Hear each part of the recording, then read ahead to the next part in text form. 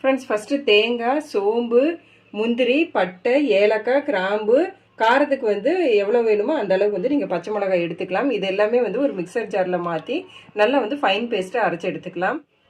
Friends பாருங்கள், நான் இப்போ காமிச்ச பொருள் எல்லாமே வந்து மிக்சர் ஜாருக்கு மாற்றியாச்சு. இது நல்லா ஃபைன் பேஸ்ட்டாக அரைச்சி எடுத்துகிட்டு வந்துடலாம். ஃப்ரெண்ட்ஸ் பாருங்கள், நல்லா இந்த அளவுக்கு வந்து ஃபைன் பேஸ்ட்டாக அரைச்சி எடுத்துகிட்டு வந்தாச்சு. இது தனியாக இருக்கட்டும். ஆயில் சேர்த்துக்கலாம்.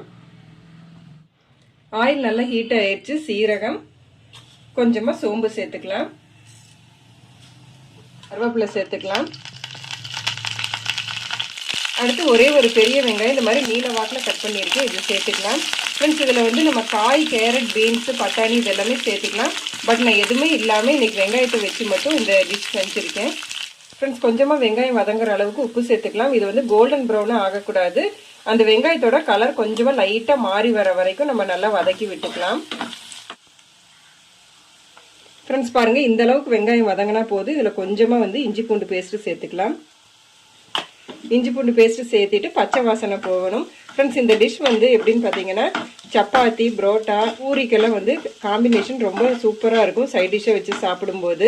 அடுத்து பார்த்தீங்கன்னா நம்ம அரைச்சி வச்ச தேங்காய், முந்திரி பேஸ்ட்டு சேர்த்துக்கலாம். ஃப்ரெண்ட்ஸ் இதில் வந்து நம்ம காரம் எதுவுமே சேர்த்த மாட்டோம், கலரும் எதுவும் சேர்த்த மாட்டோம். இது வந்து நம்ம பச்சை மிளகாயோட காரம் மட்டும்தான். இது வந்து பச்சை வாசனை போகணும். நல்லா வந்து 2 தடவை இந்த மாதிரி பரட்டி விடுங்க. நம்ம போட்ட மசாலா எல்லாமே நல்லா கலந்து எண்ணெய் பிரிஞ்சு வருது. இப்போ வந்து தேவையான அளவு தண்ணி சேர்த்துக்கலாம். தண்ணி சேர்த்துட்டு நல்லா கலந்து விடுங்க. இது வந்து ஒரு கொதி வரணும். பாருங்கள், நல்லா வந்து கொதி வந்துருச்சு. இப்போது டிஷ்ஷுக்கு தேவையான உப்பு சேர்த்துக்கலாம். நம்ம வந்து வெங்காயம் வதங்குறதுக்கு மட்டும்தான் உப்பு சேர்த்திருந்தோம். இப்போ வந்து தேவையான அளவு செக் பண்ணிவிட்டு சேர்த்திக்கோங்க உப்பு. ஃப்ரெண்ட்ஸ் பாருங்கள், உப்பு எல்லாமே சேர்த்தியாச்சு. இப்போ வந்து ஹோட்டல் ஸ்டைலில் இந்த டிஷ் வந்து நல்லா டேஸ்டியாக இருக்கிறதுக்கு காரணம் என்னன்னு பார்த்தீங்கன்னா அவங்க வந்து பால் சேர்த்துவாங்க. இன்னைக்கு வந்து ஒரு 1/4 டம்ளர் அளவுக்கு மட்டும் பால் சேர்த்துக்கலாம். அப்புறம் ஃபைனலாக வந்து ஃப்ளேவருக்காக கொஞ்சமாக தேங்காய் எண்ணெய் வந்து 1 ஸ்பூன் அளவுக்கு சேர்த்துக்கலாம். கொஞ்சம் கலந்து விடுங்க. கொதி வரணுங்கிறது இல்லை, ஏன்னா பால் வந்து நம்ம காய்ச்சின பால் சேர்த்துருக்கறனால கொதி வரணுங்கிறது இல்லை. இந்த அளவுக்கு வந்து கலந்து விட்டுட்டு ஒரு 2 செகண்ட் மட்டும் கொதிக்கட்டும்.